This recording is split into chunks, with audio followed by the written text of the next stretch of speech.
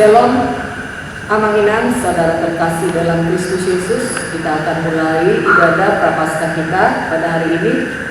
Kita bernyanyi.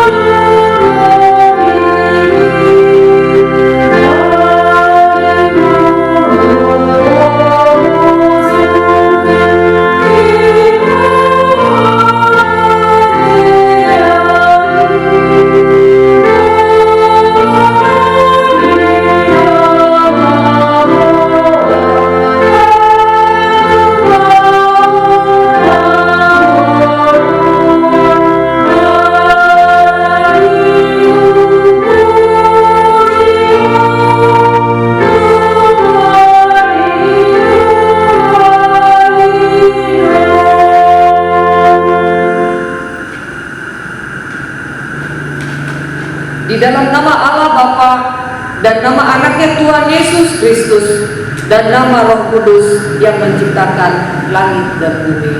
Amin. Amin. Sebab malaikat-malaikatnya akan diperintahkannya kepadamu untuk menjaga engkau di segala jalanmu. Mereka akan menatang engkau di atas tangannya, supaya kakimu jangan terantuk ke batu. Bagaimana akan kubalas kepada Tuhan segala kebajikannya kepadaku? Aku akan mengangkat piala keselamatan dan akan menyerukan nama Tuhan. Haleluya. Marilah kita berdoa. Ya Tuhan Allah Bapa kami yang di surga, kasihanilah kami orang yang berdosa yang lemah ini, karena musuh kami terlalu kuat untuk kami selalu dikalahkan. Sebab itu, tolonglah kami, berilah kami kekuatan mengalahkan musuh kami, sehingga Tuhan Yesus Kristus Tuhan kami yang menderita untuk kami. Amin. Amin. Kita membaca firman Tuhan yang tertulis dalam Matius 24 ayat 3 sampai 14. Demikianlah firman Tuhan. Permulaan penderitaan. Ketika Yesus duduk di atas bukit Zaitun, datanglah murid-muridnya kepadanya untuk bercakap-cakap sendirian dengan dia, dan kata mereka, "Katakanlah kepada kami, bila manakah itu akan terjadi, dan apakah tanda kedatanganmu dan tanda kesudahan dunia?" Jawab Yesus kepada mereka, "Waspadalah supaya jangan ada orang yang menyesatkan kamu. Sebab banyak orang akan datang dengan memakai namaku dan berkata, 'Akulah Mesias,' dan mereka akan menyesatkan banyak orang. Kamu akan mendengar deru perang atau kabar-kabar tentang perang. Namun berawas-awaslah, jangan kamu gelisah, sebab semuanya itu harus terjadi, tetapi itu belum kesudahannya. Sebab bangsa akan bangkit melawan bangsa, dan kerajaan melawan kerajaan. Akan ada kelaparan dan gempa bumi di berbagai tempat. Akan tetapi semuanya itu barulah permulaan penderitaan menjelang zaman baru. Pada waktu itu kamu akan diserahkan supaya disiksa, dan kamu akan dibunuh, dan akan dibenci semua bangsa oleh karena namaku. Dan banyak orang akan murtad, dan mereka akan saling menyerahkan dan saling membenci.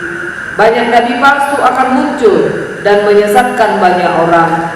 Dan karena makin bertambahnya kedurhakaan, maka kasih kebanyakan orang akan menjadi dingin.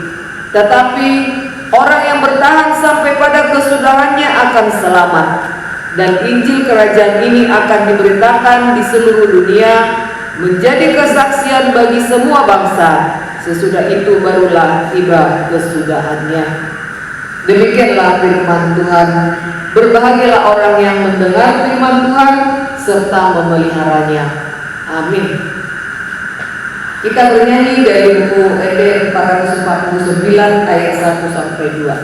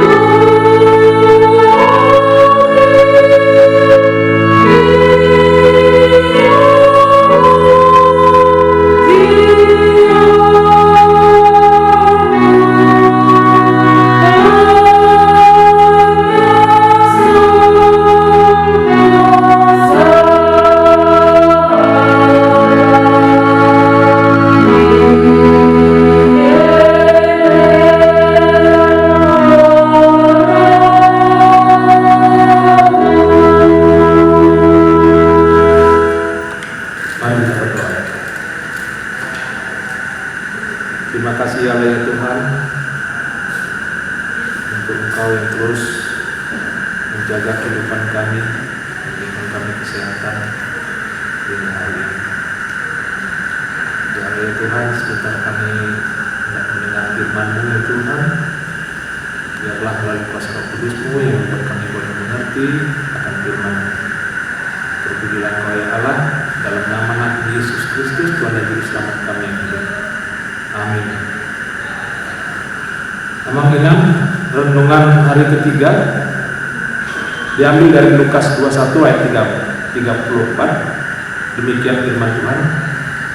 Jagalah dirimu supaya hatimu jangan syarat oleh pesta pora dan kemabukan, serta kepentingan-kepentingan duniawi, dan supaya hari Tuhan, saya ulangi, dan supaya hari Tuhan jangan dengan tiba-tiba jatuh ke atas dirimu seperti suatu jerat.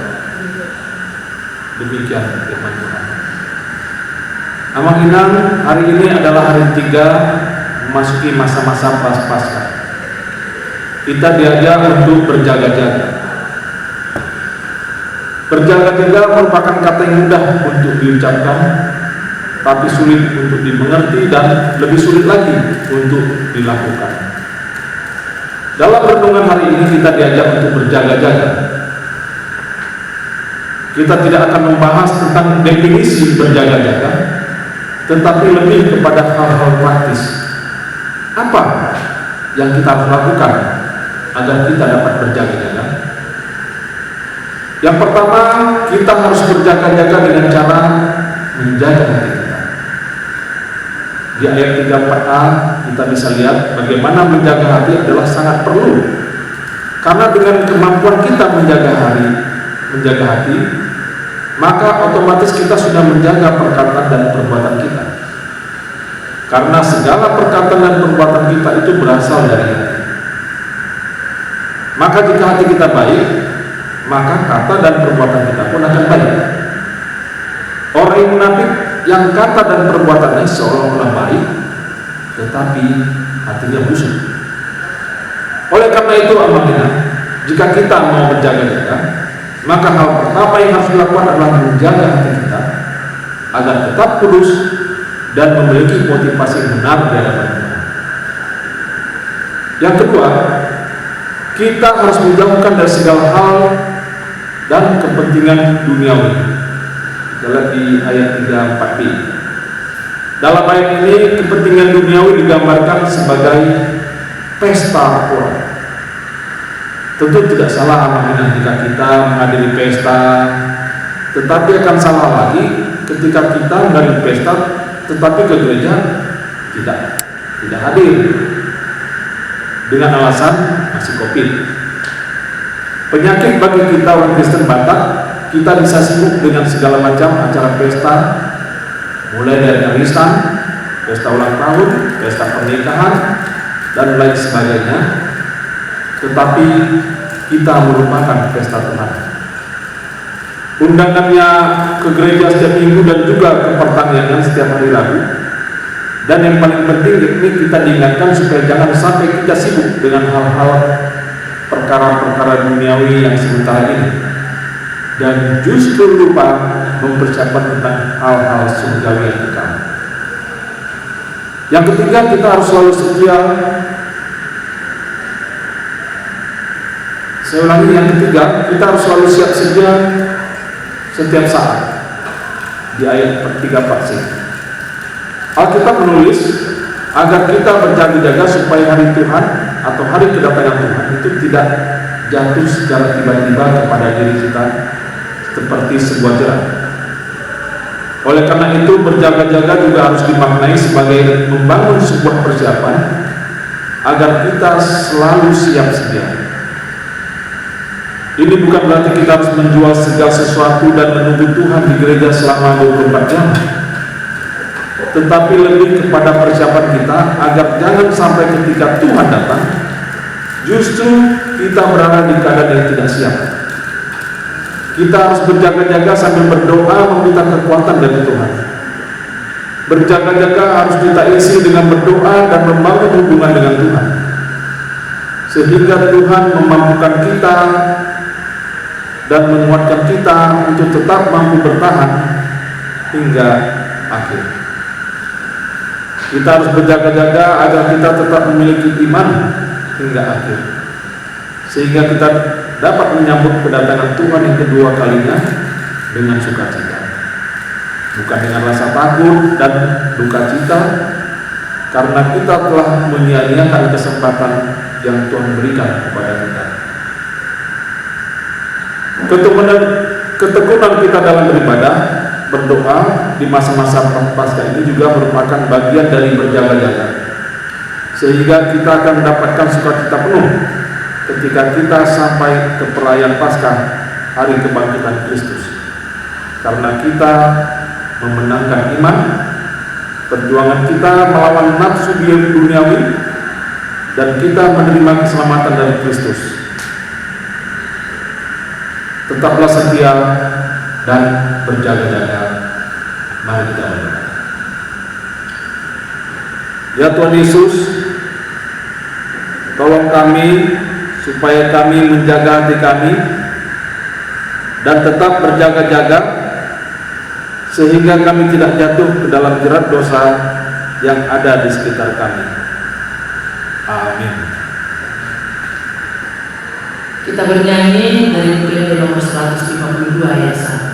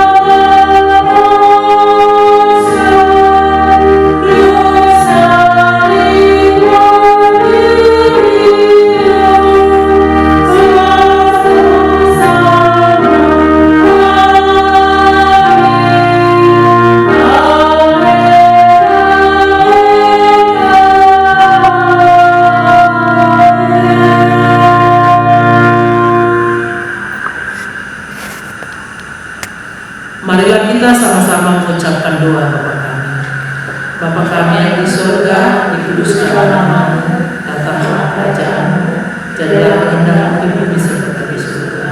Berilah kami pada hari ini makanan kami yang secukupnya, dan ampunilah kami atas kesalahan kami, seperti kami juga telah mengampuni atas kesalahan kami. Dan janganlah bawa kami ke dalam pencobaan, lepaskanlah kami daripada yang jahat, karena Engkau yang punya kerajaan dan kuasa dan kemuliaan sampai selama-lamanya. Amin. Anugerah Tuhan kita Yesus Kristus, kasih setia dari Allah Bapa, dan persekutuan dari Roh Kudus kiranya menyertai saudara sekalian.